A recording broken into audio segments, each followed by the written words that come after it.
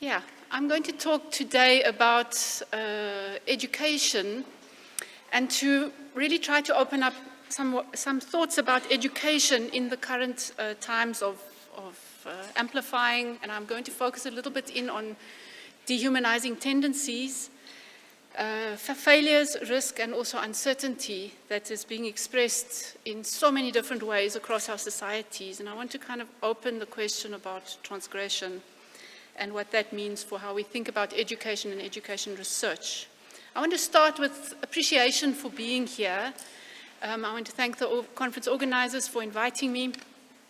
But it really catalyzed a whole lot of thoughts for me about where we are and where we find ourselves at this time in human history. And this particular picture is a picture that was taken 53 years ago, the first picture of Earth from space.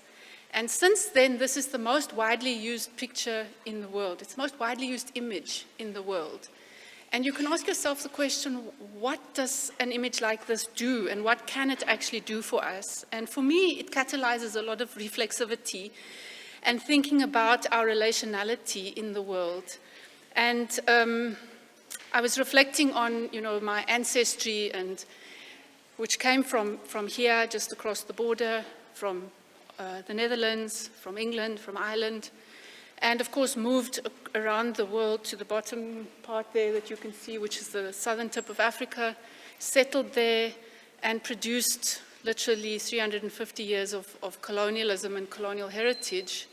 And as I grew up, that was really what I grew up with, was trying to understand the implications of that and also what it means for us and for education and for the world all over. And of course, the history of humankind is sitting here in this part of Africa, if we go further back in time and history. And as we stand now looking at this picture, we're actually having to look at a new view of connectedness across the planet. It's not possible for us to just sit in our own little space. We have to think beyond that and think across the planet. So I want to just, by using this picture, I want to make that point about interconnectedness. And as I speak, I will speak from the global south and from South Africa, and I will speak into the wider global space that we're in. I started my master's research in 1990, and literally at more or less the same time. It was the same year that Nelson Mandela was released from prison, which of course is a story that's well known around the world, the history of that. But what inspired me at the time was that there was this kind of like a huge outpouring of a sort of very generative interest and movement towards transformative change. And I was lucky enough to become part of that in the educational sphere at that time as I was starting my master's degree.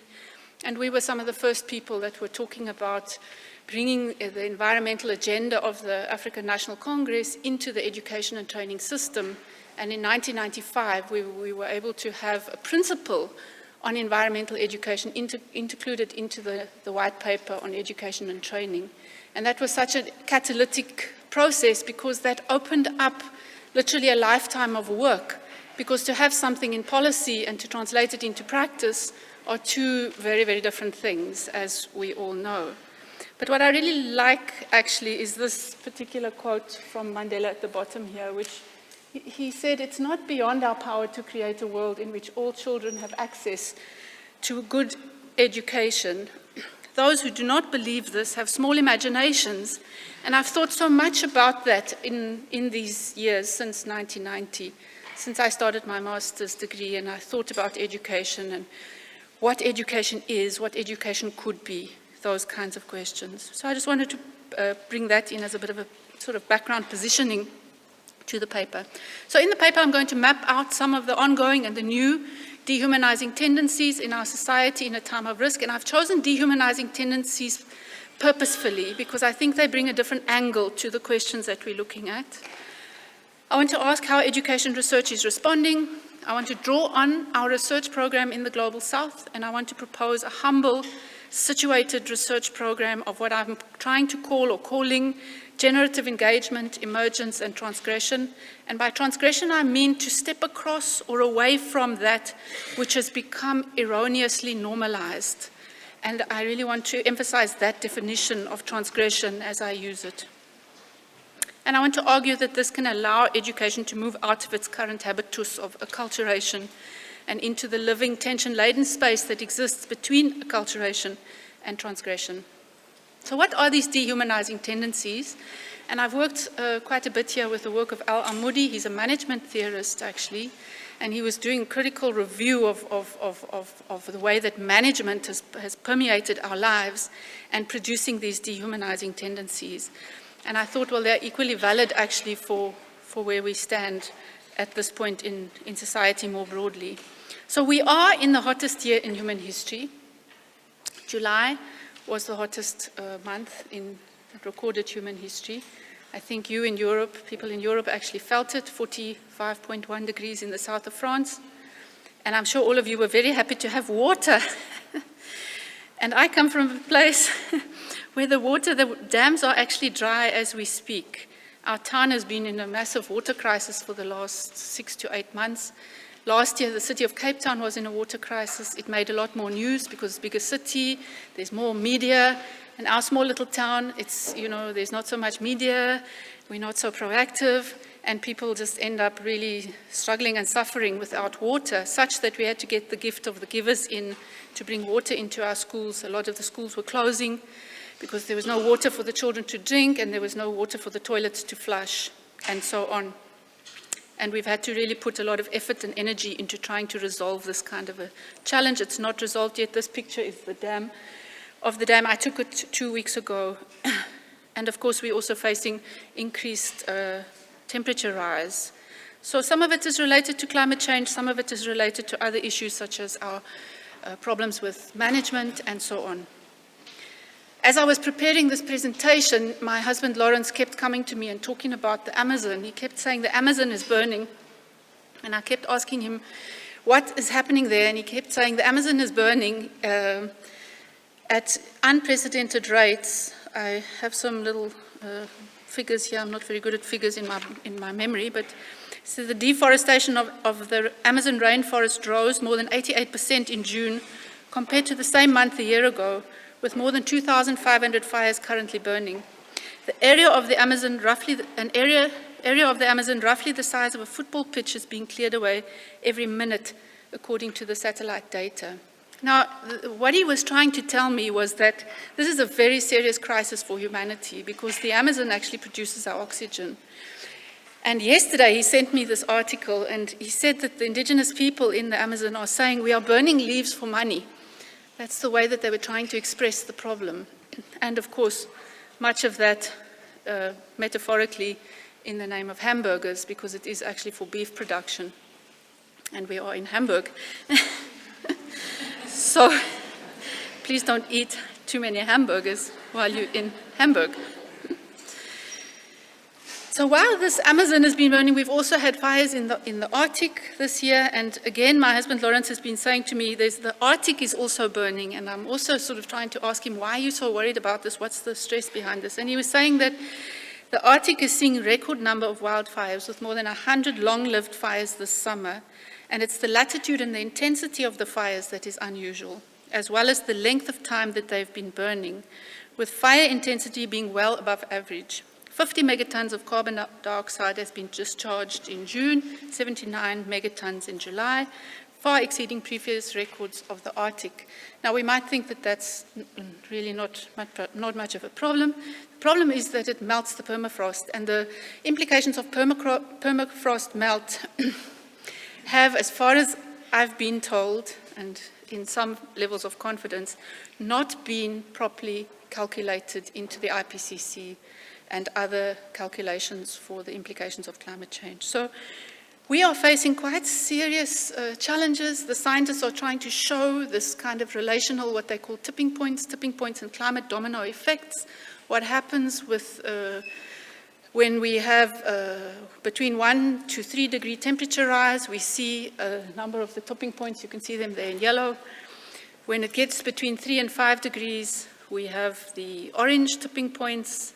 And then when it gets above 5 degrees, we have the red tipping point. So they're really trying to produce a sort of sense of this notion of interconnectedness that I was telling you about.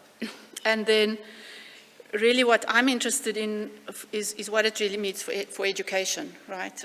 I guess that's the question that we can ask ourselves. And when we look at this notion of the dehumanizing tendencies, the thing that comes to mind, and Al-Modi talks about one of the dehumanizing tendencies is denial of human flourishing. And he says that denial of human flourishing involving repression of powers for moral and aesthetic reasoning and abilities to act out of love and solidarity. And I've added there, for the world, and also a denial that our animal species being coexists with all other forms of life on the planet. So this is a major dehumanizing tendency. It's actually almost paradoxical in its kind of construction. And as this beautiful artwork by Igor Morsky shows, that I think we really need to rethink ourselves, education, and pretty much everything in our society if we start looking very seriously at what the implications of this particular dehumanizing tendency is. And what we're seeing is that as options run out, people risk pretty much all in search of a life. And we can see a huge climate migration in Northwest Africa. And I think it's been very much in the news in Europe, if in somewhat conservative terms, I have to say. And what's interesting about this migration is it's incredibly youthful. And many people will really risk enormous stress, difficulty to cross the Sahel in a bakkie like that in order to find a life, to find an alternative way of making it in the world. And there's also, of course, a lot of death associated with this movement. There's ostracism, there's othering, and so on. And it's not only linked to the migration, but it's also linked to neglect, actually, and an inadequate recognition of people. For example, if you start looking at the figures of human trafficking, child labor, and so on, it actually, you start to get a much better picture of it. And I think a couple of years ago, Bauman wrote this book called Wasted Lives, and while it's a bit crass, I think, in its kind of way of thinking about human beings, it is an interesting sociology of this politics of the border zone and globalization, border zones and globalization. And we can ask what that means for education. I think the first, Al-Modi makes this point that when we get to a point of denial of recognition, if we deny the recognition of people and the issues that they're grappling with, we are constructing, in a way, another dehumanizing tendency, and that is also constructing subalterns via strategies that deny recognition, effective and redistributive justice. And so he raises our attention to this as an issue to think about. And I think it's an issue that we need to think about in terms of the youthfulness of our continent. And Africa currently 41% of all people in Africa are under the age of 15. And the median age in Africa today is 19.4 years. And UNICEF has looked at the projections and are suggesting that by 2055 that Africa will have more than half of the world's children. And this is, I think, an incredible opportunity for us as educators to really think about education, how education should be, how education should reach people, what education should be doing and saying and talking about, and for us to get out of, I could call it small-scale thinking about education and really stretch it outwards and back and outwards and back, so develop a more kind of iterative way of thinking about education. So UNICEF, makes a fairly traditional recommendation. They say that Africa's education, technology's gone off again. Sorry, could I help? Is there some tech expertise here? Sorry. I think I'll just get my laptop out. What's the matter? It's not my day today, clearly. And my next slide was the best one. Did you point? Has the battery gone off? No, it can't be because it's electricity should be on. Are there tech experts in the room or not? Okay. Let me get my laptop.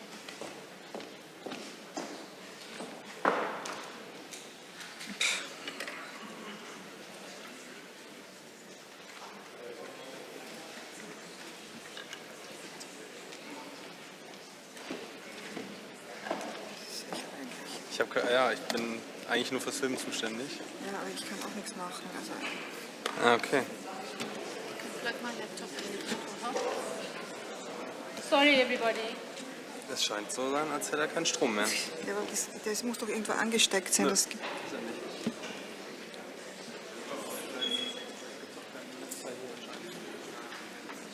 Das hat die eine Kollegin. Nee, das ist ein HDMI-Kabel. Das ist kein Stromkabel. ich kenne mich auch nicht aus. Ich bin keine Technikerin.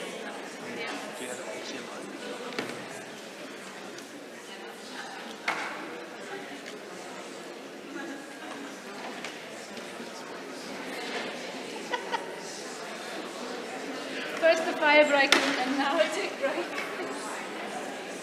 I'm so sorry about that.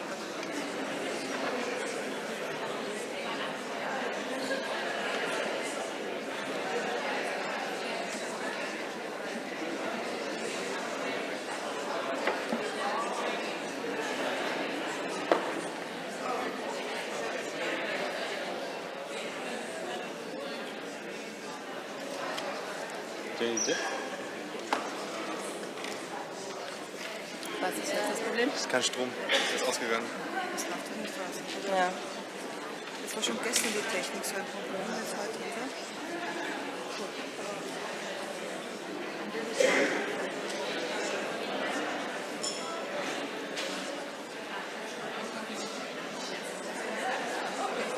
We're back.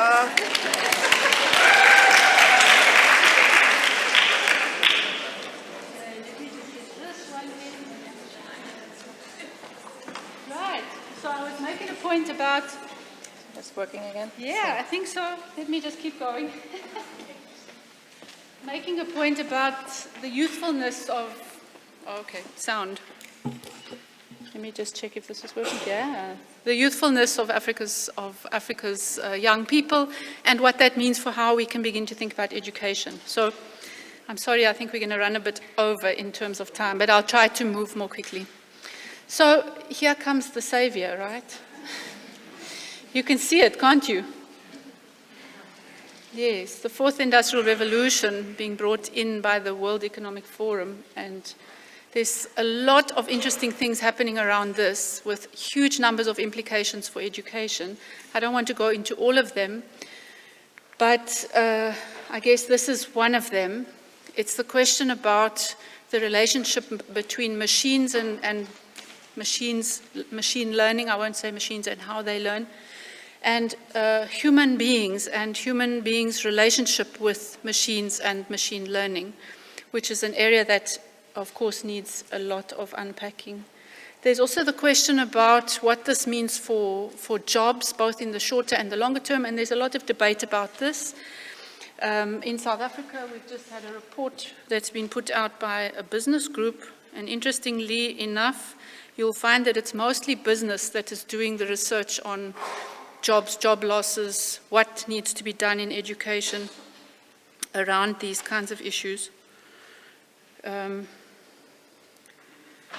Which in itself is an interesting tendency. But this particular graph here shows that in the projections, this report that was released in South Africa, it says that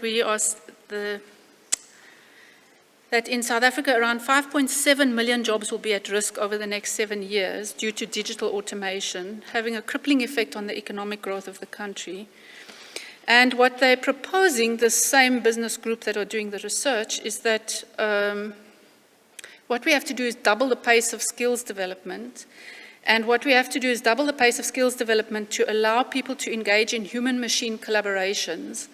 And if we can do this, we can reduce the number of jobs at risk from 3.5 million in 2025 to just 2.5 million.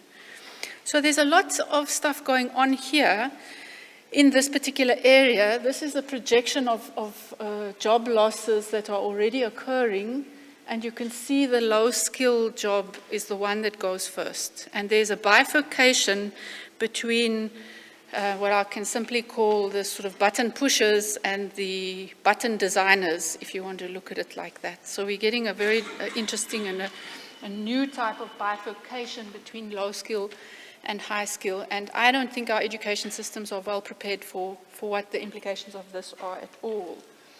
And I think we can see that in that very, very little sort of strong educational research is being done, certainly in the part of the world where we are. And we're already seeing protests. This was in the Times, the newspaper this weekend, and it's about job losses in the banking industry that are occurring as a result of this new forms of automation. So there's something happening here that needs our attention. And why I got onto this was I attended at the World Social Science Forum last year. I attended a panel on artificial intelligence, and this is a slide from the Chinese government and the massive sophisticated work that's going on around artificial intelligence and how it's going to actually be useful for governments to control societies better and do all sorts of other things. The Japanese corporations are setting themselves up for Society 5.0, in which none of us are going to have to worry about anything. You're not going to have to worry about your environmental problems or your social problems because AI is going to take care of it for you. And it's all coming, and this is what piqued my interest actually, it's all coming in the language of learning. Okay, so you see this notion of intelligence, learning, deep learning. Okay, and deep learning to you and me might mean something quite phenomenological, but to people who are developing the AI, it's levels of coding, and the levels of coding are actually to decode more and more and more of what you think and do and how you move and so on. So with this, we are actually producing the future teacher who will decide and control pretty much our every move. And we need to be able to understand this, and I'm exaggerating it a bit, but I feel like if we don't look at this carefully, we can end up in quite a lot of difficult space. And the critical issue here is that there's kind of like a combination between AI and biotech and the patenting of life and new forms of corporation development. And there's a kind of a new logic of neo-global capital emerging around the concept of the post-human. And that's not to deny our relationships with the environment. Okay, this is another thing altogether. So there's some interesting work emerging here. And I guess the challenge is not to license the inhumane as we come to grips with this influence of technology on our lives. And this comes to the third point of Al-Amoudi, which is the dehumanizing tendency of replacing our own agency with automated processes, which replace human activity and thought. So what we're seeing in education is that there is this replacement of our agency with machines, and while we're doing this, we're accepting the conflation of the language of learning and agency between human and machine in the emergence of AI. And the implications for education research are huge, actually. So these are extraordinary times. We have education, research, politics, social systems that are in failure across the world. As the world heats up, borders close in, governments become more right-wing, and neo-globalized capital extends its reach to replace humans with biotech and machines, while we suddenly, at the same time, come to realize that there is no planet B. And this is a poster from the Extinction Rebellion processes that are going on here in Europe. So it's extraordinary, actually, when you begin to think about what's going on. So we can pause, we can ask this question: what should education and education research be like in times of systemic failure, risk, and dehumanizing toxic existence? We can look around us, we can look at the children. What are the children asking of us? These children are asking us to be more honest, actually. Every time I listen to them and look at them and hear what they're saying, they're asking us to be more honest. Here's the teenagers, interestingly, asking for system change, whole system change, not climate change. Here are our students asking for freedom space, space to think with more freedom.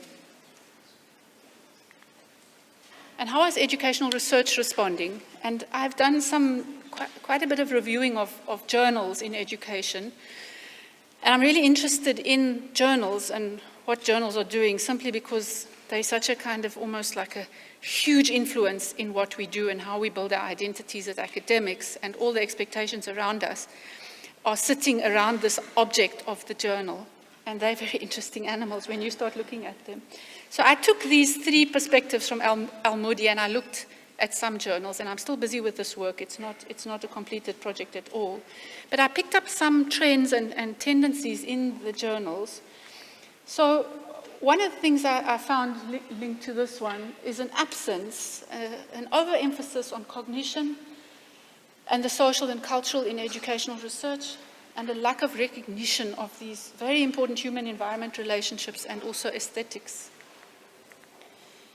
In the production of the subaltern colonial subject, I found still ongoing what I called blind complicities, ongoing exclusions, some of which are deeply culturally habituated and institutionally sanctioned, for example, whiteness.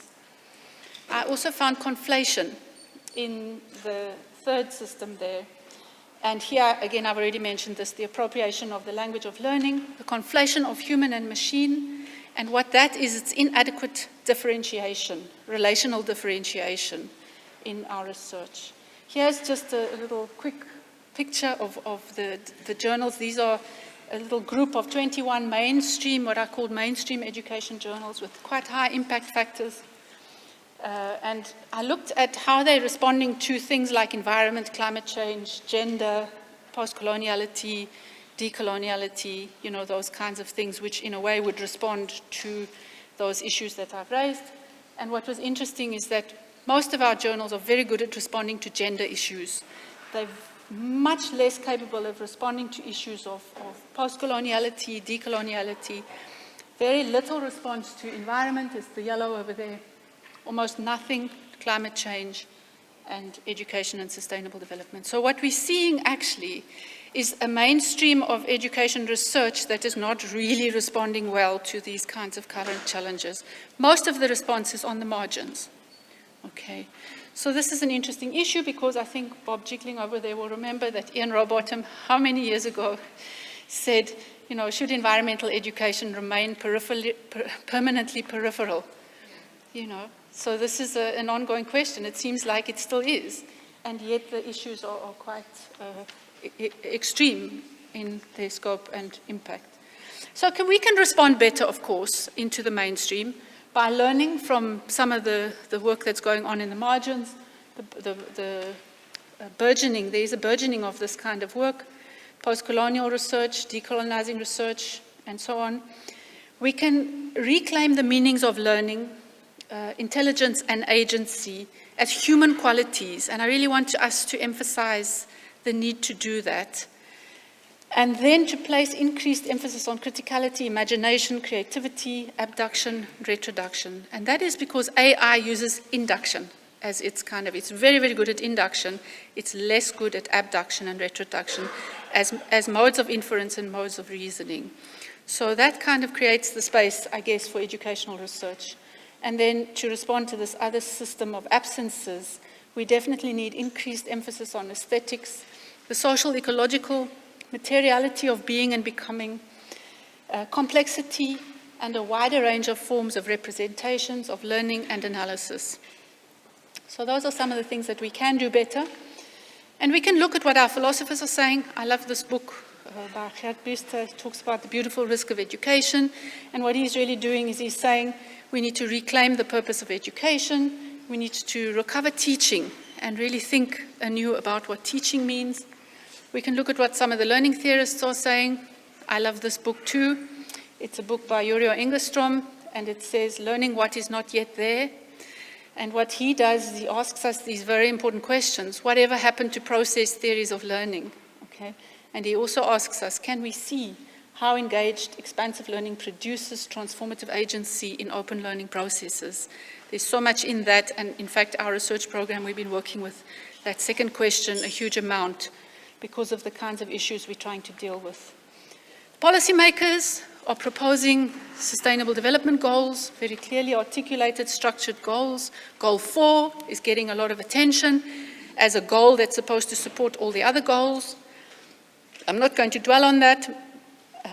there's a lot of stuff. And this is the book I'm most interested in, actually, that's come out from UNESCO in the last couple of years. It was written by a group of international activists, some very strong activists working with UNESCO, trying to articulate this thing about the purpose of education. And they're asking there to rethink education as and for the common good. And there's so much in that concept that needs to be developed and unpacked. And they're trying to set some kind of ethical directionality for education in these kind of times of exclusion and risk and so on. So we can ask, all these kinds of questions. Should education adapt to pre-framed scripts in this time? Should education be about transgression of the here and now in order to stay with the trouble and reconstitute life more organically under these hot, messy, machinic conditions that we find ourselves in? How should we teach in times of risk and toxic existence? What research methodologies and approaches do we need? And these are all valid questions, and there are many of them that we can develop from these as we go forward. So the problem, though, with this kind of research is you sit with two conundrums. One is that when we try to produce something new, we are reliant on the language and the cultures that we already have. Okay, so we use the tools that we've produced in our culture to date and in our research to date in order to launch something new. So we, in a way, held back a little bit by the very fact that we use language and culture to move forward. And then we've got this major conundrum, I think, if you look at the research in this relational context, and that is look at where most of the research is being produced. It's not being produced in the global south, and yet that's where the world's majority people are, and where all these young people that I was mentioning just now are. And it's also where all these critical issues are manifesting very seriously in the everyday lives of people. So there's a second conundrum here, and that is that we can't rely too much on that which has already been produced, and we have to move. And that's one of the main reasons why I'm proposing this idea of moving towards transgression, that we can move outside of what there is, if as much as we can, and try to think about something in new ways. So Lewis Gordon, who's a Fanonian theorist, he suggests that a form of leadership and learning and research is needed that involves serious and substantive meditation on and cultivation of maturity of how to negotiate, live, and transform a world of contradictions, paradoxes, uncertainty, and unfairness. Oops. And of course, one of the easy things to do when you're faced with so many issues, you can just go into sort of liberal utopias and try to, implement them and force them on people. But of course, that doesn't really help much either. And so we have to avoid that. And I really like this quote from Pavan Elli, and she says that potentiality is the refuge not of the hopeful, but of the concretely ordinary and pragmatically banal, where a form of cruel yet possible optimism exists as the norm for acting in the conditions and geographies that characterize most ordinary lives. And that really brings very much a strong kind of concreteness, everyday life space for this kind of research. And Bhaskar offers us the notion of concrete utopias, which allow for, and I'm using this word more, it comes from a street poet in Soweto. It's called existence. And what he was trying to say with that word, he was trying to say we must take existence, we must take a stance in existence. And it's such an interesting word, actually, and I've been finding it to be very productive. So I just wanted to touch very briefly, on our research, where we're working. This is, I guess, just a bit of a map to show you where our students are coming from. They come from pretty much all over the African continent, strongly from Southern Africa, and they all come with this kind of very strong interest in dealing with these kinds of issues that I've tried to raise here today. So they come with, this motivation to try to rethink education in these kind of difficult circumstances and conditions. Extremely talented young people with amazing energy and a kind of motive to really try to think about things differently. And what that does is it forces you to look at the field of research and say what's been going on in research. And of course, we've seen research emerging over time with particular purposes. So we had, first of all, positivism, which mainly drove the Industrial Revolution and also drove eugenics. We have hermeneutics, which was helped to develop really how to understand each other and to build more inclusive systems and societies. We've had critical theory that helped us to uncover structural powers, and we're now seeing this very burgeoning, huge demand and interest in this more generative, co-engaged research, working with others in open systems, and that is not utilitarian problem solving. And the best way I can describe it is that it's some kind of open process transgression that is still emerging on the research landscape. And to do the work around this is very difficult because, as I mentioned earlier, you know, most of the theory is written not where we are. It's written in the north. It's got long histories. It's quite sedimented in some ways. But of course, it's also very interesting. And you can learn so much from it. So this is just a quick run of, you know, some of the kind of theory that we've looked at and worked with and tried to understand and tried to think, what does this give us? Can it give us anything? Can we learn from it? What can we do with this? And it's a huge body of work. It takes a lot of work to get through it, to think about it. For example, what does Andreotti's cartographies mean to this kind of research? Or what does David Orr's ecological literacy do for us? You know, and that sort of questions. I won't go through all of them, but what we found to be very useful and fairly strong are this little list of things, the situated dialectic of absence and emergence in open systems to be quite strong, transformation of powers of oppression into powers of agency, ethics of care in eco-cultures, social, cognitive, and hermeneutic justice in learning processes, and reflexive meaning-making capabilities are holding strong amongst all of this perspective that we've been looking at. So here's a few examples. I'll touch on them very quickly because, unfortunately, because of the fire and the tech, we're running out of time. But here's one example. It's actually a body of research. Each one of these examples represents a body of research, and there's a number of researchers involved in them.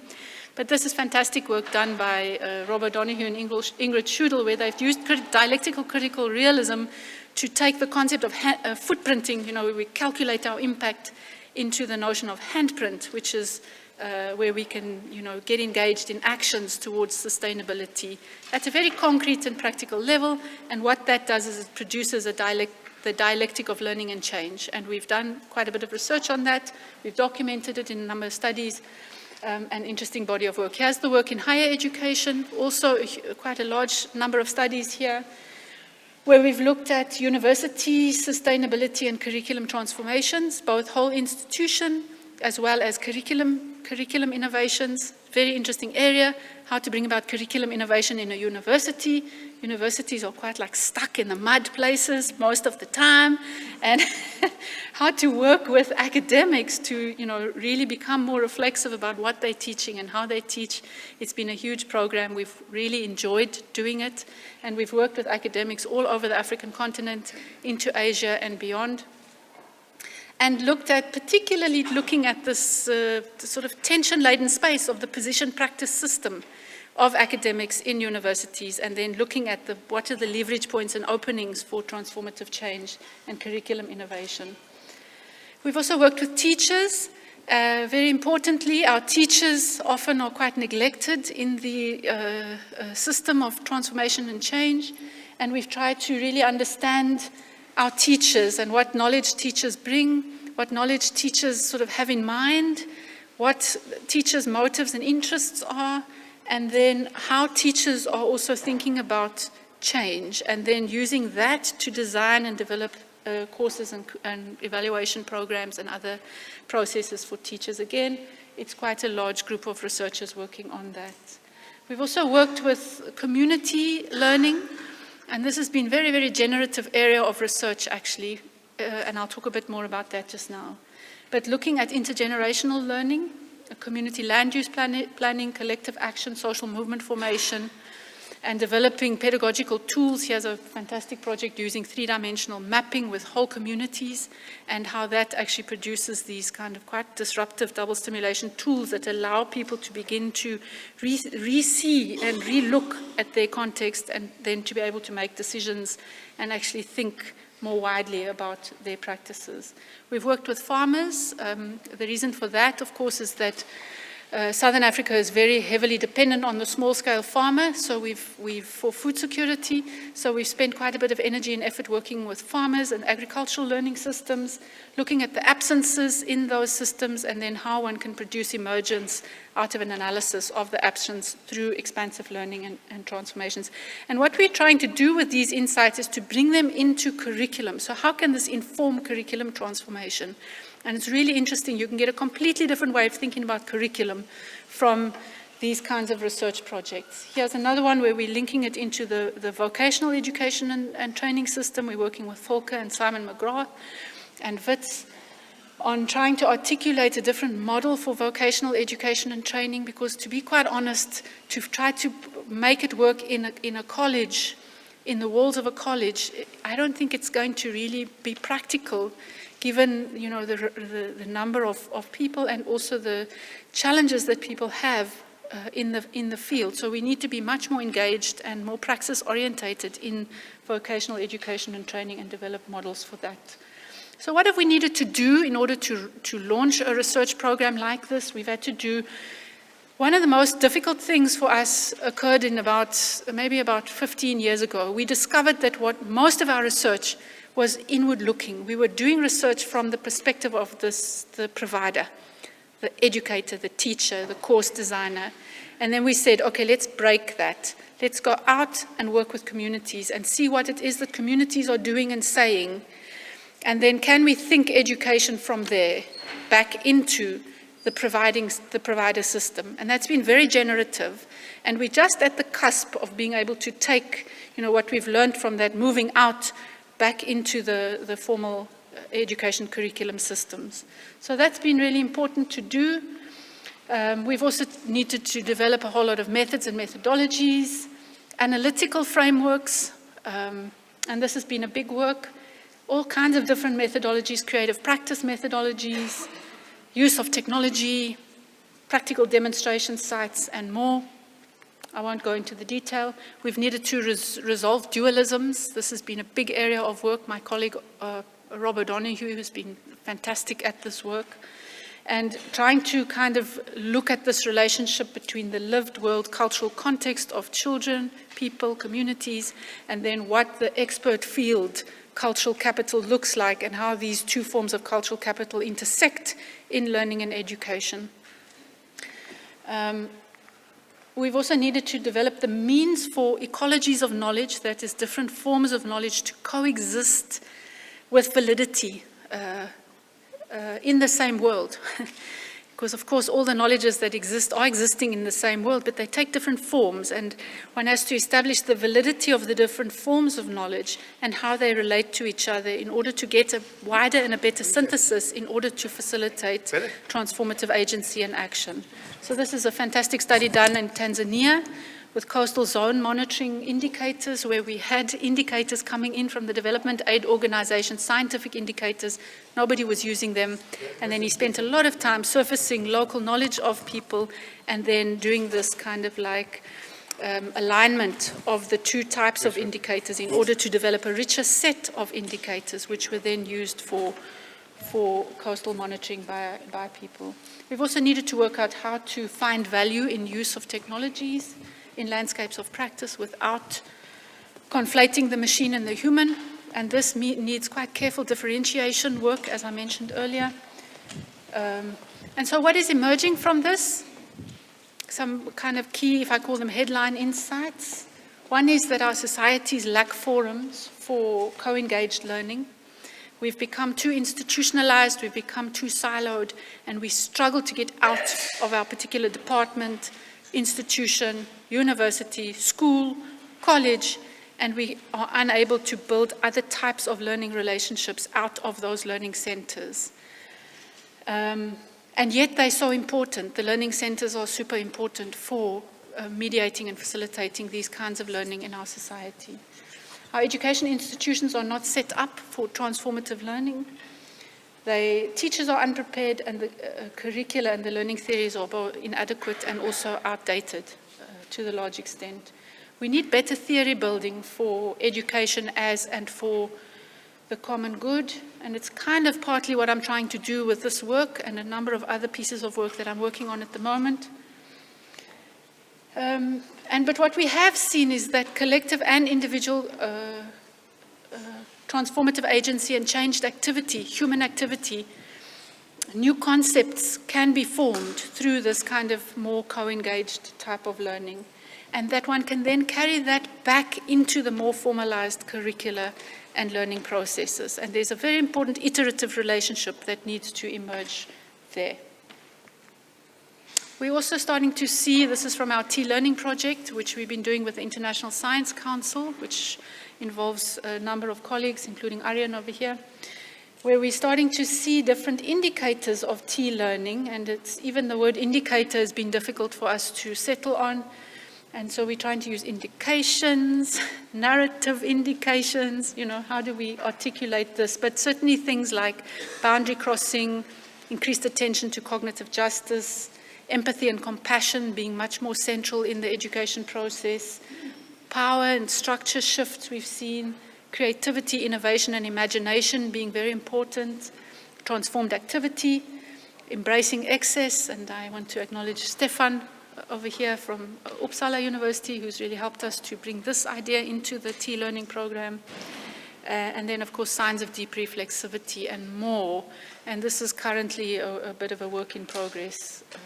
We've also seen evidence of transgressing what I call normalized practices, power relations, learning pathways, institutional structures, and ways of being and doing that hold oppression in place. And we've also been applying this work, so it's not just localized case study kind of work. We've also been applying this work into national skills system engagement. And we're working with the Wits Real Center, particularly here, trying to look at what this means for national skills system research, and then also conceptualizing just transitions to sustainability, and particularly looking at absences and possibilities, new possibilities in learning pathways, skill system components, and so on. And here, Prisha Ramsarup and my colleague Yurita, who's over there, have been really leading the front on that. So in conclusion, looking back at something like this, which is a sort of 15, 20, maybe more, 30-year research program, one can see, sort of shimmerings, I guess, of what this is looking like. And I think it is invigorating, and I want to really call it a humble, yet possible relation between eco-cultures, education, political subjectivity, TLearning, transformative agency in these kinds of contexts that we've been talking about, without being liberally overinflated or dehumanizing. And those are, two really important kind of dimensions of this work. What this requires is gestation of transformative research methodologies and approaches, critique, depth engagement, new knowledge, empathy, development of what I call still information theories.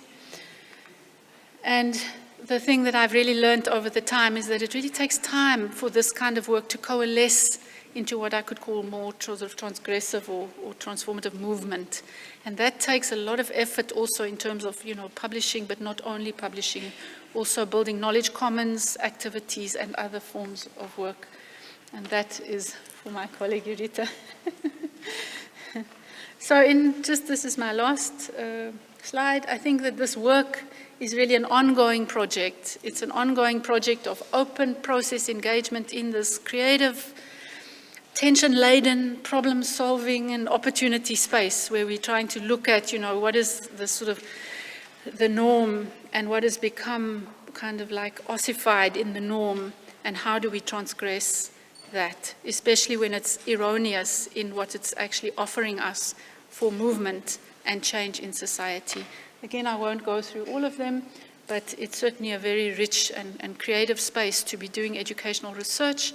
There are thousands of research questions that sit in this particular space, and it also helps us to evolve our understanding of this kind of work And in our TLearning project, we've called it transformative, transdisciplinary, together work, it's collective change, and then this concept of transgression, which is still very much kind of a kind of a holder of some of what's emerging. So it's a living research space, very kind of interesting. And what's so interesting to me is that it attracts these incredibly young, creative people. They're very excited about working in this kind of a research space. So I think there's something there that we need to embrace and continue to grow. So my last point is I wanted to just finish with two questions. And it's really a question about this notion of existence and existence, taking a stance in existence. You know, how do we do that, and can we do that in our teaching, our research, our practice? What does it mean for each of us? What does it mean for our institutions, and what does it mean for our societies if we worked harder at that? And can we do more in and with our research work to work out what education for and as the common good actually means? And by the common good, I mean all people and all forms of life. And I feel like we're at a very important kind of tipping point in our societies and in our educational research spaces, that if we don't move quickly, you know, we're going to have more children protesting because we're not moving adequately for them. We're going to have more young people moving out of our institutions because they're not adequately providing for them.